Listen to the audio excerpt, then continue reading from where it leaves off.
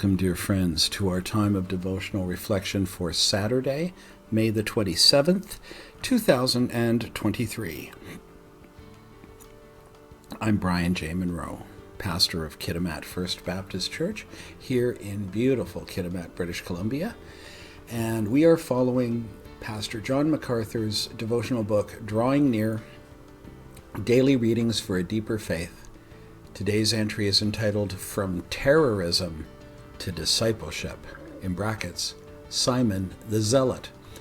Matthew chapter 10, verse 4 reminds us that the 12 apostles included Simon the Zealot. Our thought for today is, even people of vastly different backgrounds can minister together for Christ. Pastor MacArthur writes, during the time between the Old and New Testaments, a fiery revolutionary named Judas Maccabeus led the Jewish people in a revolt against Greek influences on their nation and religion. The spirit of that movement was captured in this statement from the apocryphal book of 1 Maccabees, "Be ye zealous for the law, and give your lives for the covenant." 1 Maccabees chapter 2, verse 50. That group of politically oriented, self-appointed guardians of Judaism later became known as the Zealots. During the New Testament period, Zealots conducted terrorist activities against Rome to free Israel from Roman oppression, prompting Rome to destroy Jerusalem in AD 70 and to slaughter people in 985 Galilean towns.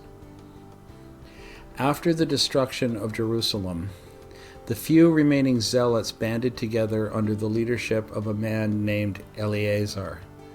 Their headquarters was at a retreat called Masada. When the Romans laid siege to Masada, and the zealots knew defeat was imminent, they chose to kill their own families and to commit suicide themselves rather than face death at the hands of the Romans. It was a tragedy of monumental proportions, but such was the depth of their fiery zeal for Judaism and their hatred for their political enemies. Before coming to Christ, Simon was a zealot. Even as a believer, he must have retained much of his zeal, redirecting it in a godly direction.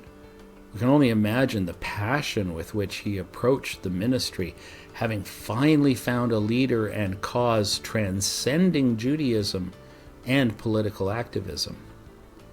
It's amazing to realize that Simon the Zealot and Matthew the tax gatherer ministered together.